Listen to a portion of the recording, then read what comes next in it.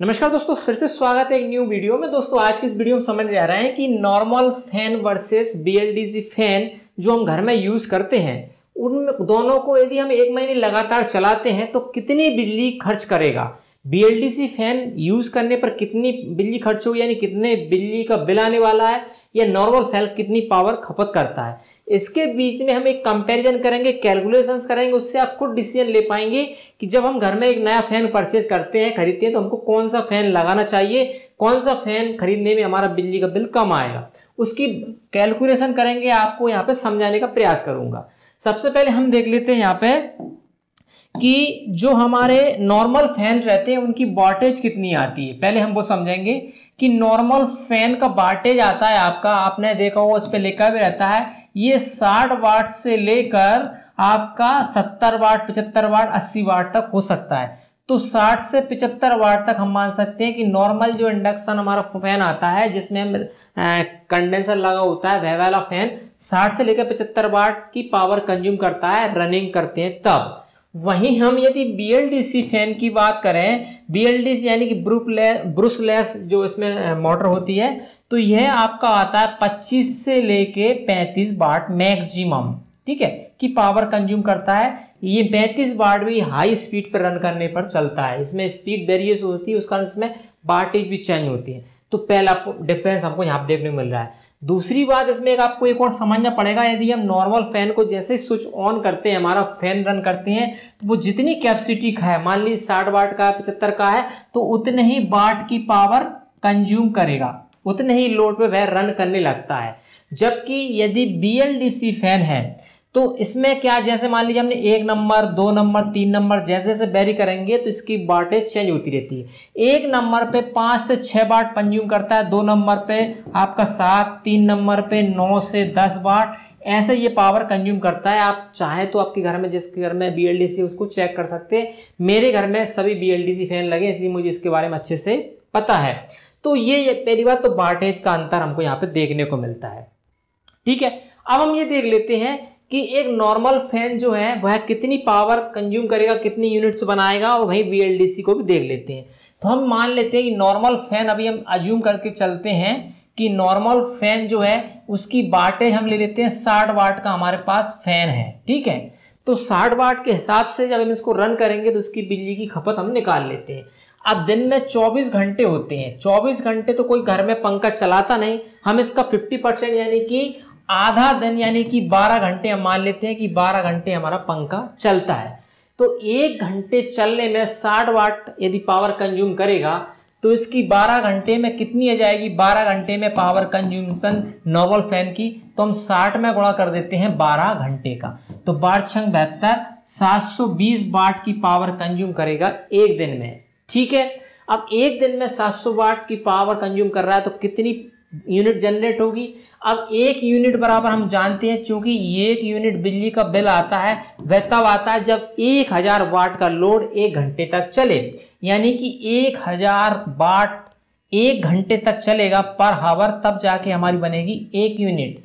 तो हम इस 720 वाट को यदि यूनिट में कन्वर्ट करें तो इसको हम कैसे कन्वर्ट कर सकते हैं, 720 वाट को हम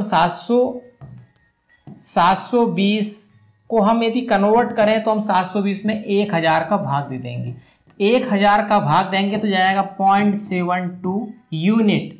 एक दिन में हमारी इतनी यूनिट बनने वाली, किससे, नॉर्मल फैन से। जब एक दिन में हमारी 0.72 यूनिट बनी तो हम यदि इसको 30 दिन चलाते हैं, यहाँ पे देख लें, यदि हम 30 दिन चलाएंगे, 30 दिन की कैलकुलेशन की जाए तो हमारा 30 का इसमें हम गुणा कर देते हैं 0.72 × 30, तो इसका हम गुणा करेंगे तो आंसर हमारा जाएगा कितना, 3 दूनी 6 और 7 या 21, है ना, 21।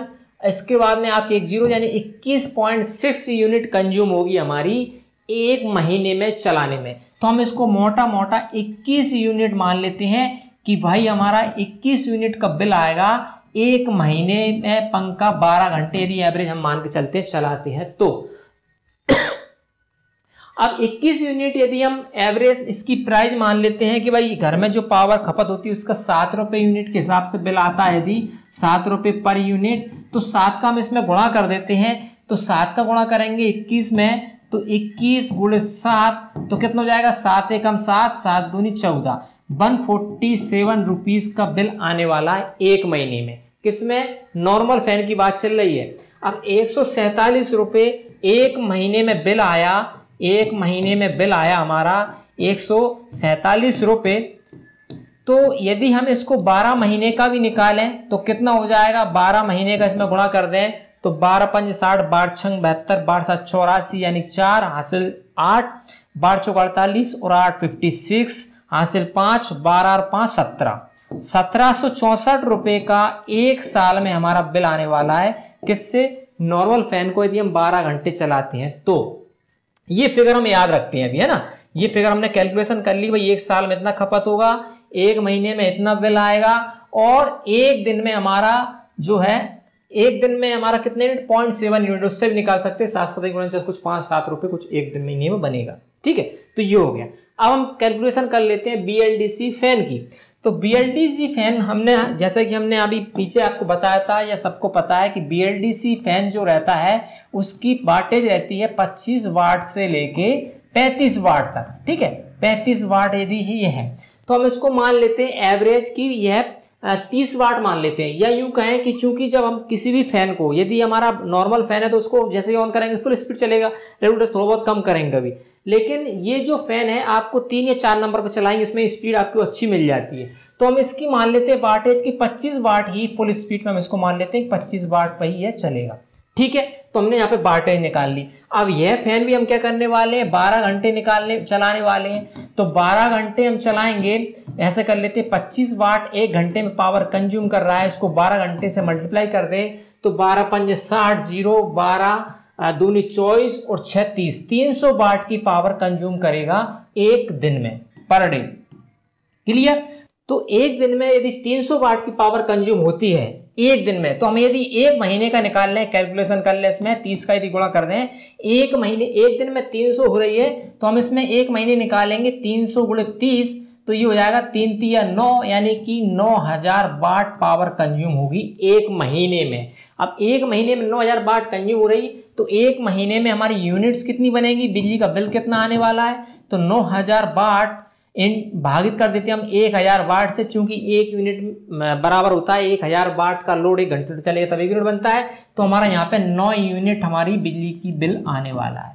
अब एक महीने में 9 यूनिट पावर कंज्यूम होगी, वही 7 रुपए की रेट से हम यदि बिल निकालें तो 9 7 63 रुपए का बिल हमारा आने वाला है एक महीने का, जबकि 147 का वहां पे बिल आ रहा था नॉर्मल फैन में, उसका जस्ट हाफ से भी कम हो गया है। इसी प्रकार से यदि हम 12 महीने का खर्चा निकाल सकते हैं, इसमें 12 महीने खर्च निकालें तो 63 × 12 कर दें तो कितना हो जाएगा, 12 दूनी 24, 12 30 36, 3 12 5 60, 12 छंग 72 और 3 75, यानी कि 756 रुपए का बिल आएगा 12 महीने में BLDC फैन का। तो यहाँ पे कंक्लूजन क्या निकला, 750 रुपए का यदि हम BLDC फैन चलाएंगे तो उसका बिल आने वाला है, और पीछे देखें आप 1764 रुपए का बिल आने वाला है आपका जब हम नॉर्मल फैन चलाएंगे तो यहाँ पे हमारा कंक्लूजन क्या निकला कि BLDC फैन अच्छे रिलायबल हो सकते हैं और हमको ज़्यादा पावर सेविंग में हेल्प कर सकते हैं। अब इसमें हम एक और कंपेयर कर लेते हैं कि आपके मन में क्वेश्चन आएगा कि BLDC फैन जो है वो महंगा आता है as compare to normal fan. तो बात सही है, यहाँ पे हम देखें कि नॉर्मल फैन यदि हम घर में खरीदते हैं, लगाते हैं, तो उसकी प्राइस की बात करें, एक नॉर्मल फैन आप लगाओगे तो 1500 से 2000 के बीच में आपको आएगा अच्छा फैन, 1500 से 2000 रुपए के बीच में आएगा। ठीक है, जबकि BLDC फैन की हम बात करें, यहाँ पे BLDC फैन अमेजॉन फ्लिपकार्ट पे यदि आप ऑनलाइन प्राइस चेक करेंगे आप अभी तो 2500 से लेके 3500 के बीच में भी आ जाता है अच्छा सा फैन।